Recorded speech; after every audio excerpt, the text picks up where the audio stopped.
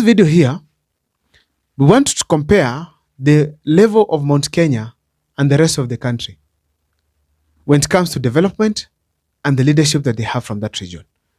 That's going to form the basis of this video here. But before I take you through, ladies and gentlemen, please, if this is the first time you're watching my videos, kindly make sure that you subscribe, like, and comment, because that is the best support you can always give this channel. And my videos here actually are literally to unearth some of these things that are happening. People really feel like, or maybe they're not necessary. And that's what we do on this channel. We don't literally even talk about the trending and such. We try to look at the topics that people are missing outside here. And let me dive into the first one as we speak today. The issue to do with parties. If you go to Luo Nyanza, since 2005, ODM has been dominating the political terrain of Luo Nyanza up to now. And probably to a greater extent, even in 2027. That is going to be 20 years down the line. Having leaders from the same party. In most occasions, same leaders in the same docket. Same leaders. There's no other party there. No competition. So you realize that if a leader performs or not, so long as he's in ODM, it's done. So long as he gets the ODM ticket. So long as this gentleman gets money to be able to buy the ODM ticket, is okay. And as a result, people elect them because they are in ODM. Suti kutoka juu mpaka chini. Starting from the governor all the way to the MCA, to perhaps even the presidency. So therefore you realize that these people don't have competition. If you go to Mount Kenya, 2002, it was NAC. And of course there was KANU there with Uhuru Kenyatta. 2007, there was PNU. 2013, there was TNA. 2017, there was Jubilee. In 2022, of course, there was UDA there. See such a kind of a competition. A party brings in new cycles of leaders. It brings in a new cycle of leaders. There's a change that is being brought by this party.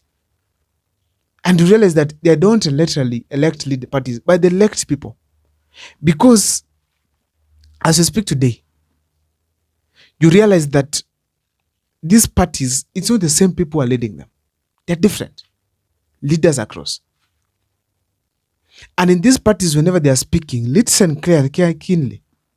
People are talking about the projects of Mount Kenya. So you cannot compare a region where one party has been leading, only one party has been dominating, with the same leaders, then you expect them to reach the change, the radical developmental change that is occurring in Mount Kenya. They cannot match. Instead, you always look at them and hate them in the name of that they have been having the president, that's why they have been developing. Yet they have been working and ensuring that they change the leadership because no one is too good. Another thing I want to say here is the leadership changes. As we speak today, there's a leader who, I think it's Malcolm Howard, I don't remember his name well, from Meru, who was there for about 20 years plus. But this gentleman was kicked out in the last election. You have people like Kirauti Murungi, who has never lost an election. He was also kicked out.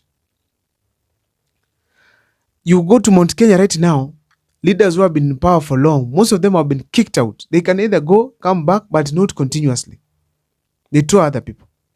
So they ensure there's change in leadership so that they can get new things. Like Ndindi Nyoro is a new guy. Irungu Kang'ata is a new governor. Mutahi Kahiga is a new governor. You can look at what is happening in they are changing governors across. But in some other regions, you have to go to automatically, number one. If you are an MP, you remain in power so long as you maintain the party. Or you are loyal to Raila Amolo Odinga. As we speak today, there are MPs whom have not been number one. They have not been number one. They have not been performing. They are not in top 10. But they are always in government. They are always elected. It's because of the party. Because of the loyalty to someone. Who is Mount Kenya loyal to? Uhuru Kenyatta? No.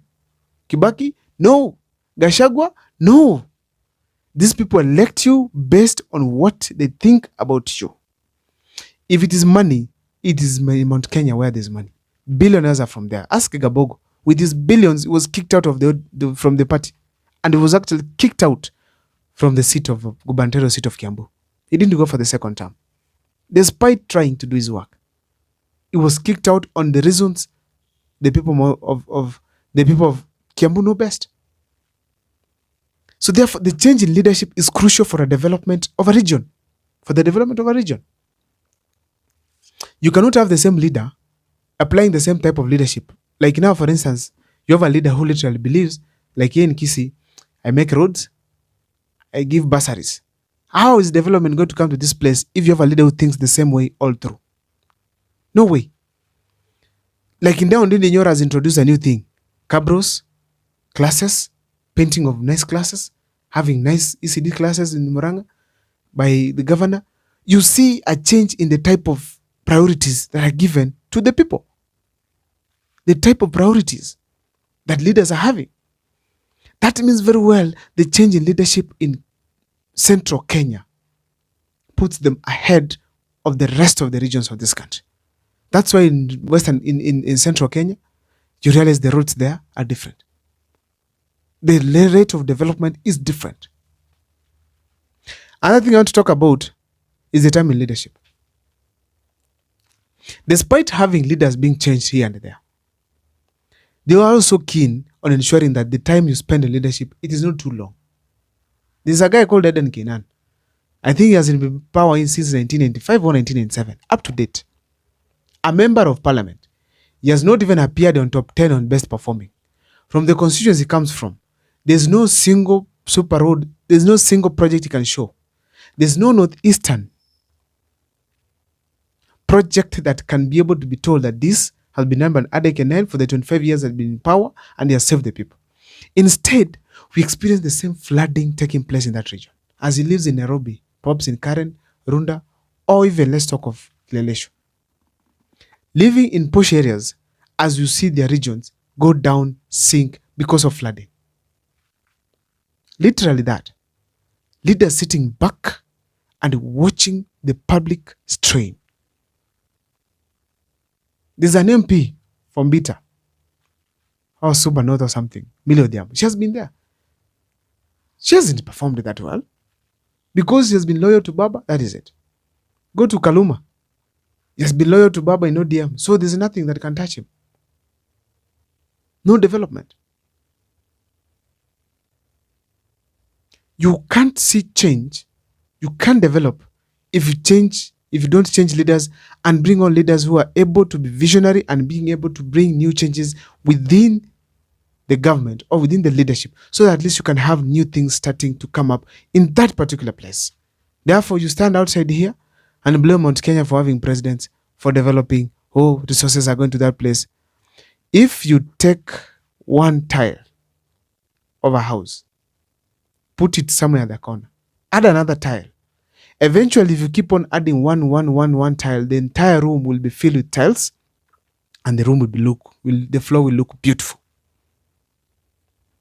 So those small leaders that you have, the MCAs, the work they do, the members of parliament, the work they do, the governor, the work they do, when you combine their efforts, they change the place. My name is Abel Mukua. Learn from that. See you next time for more videos.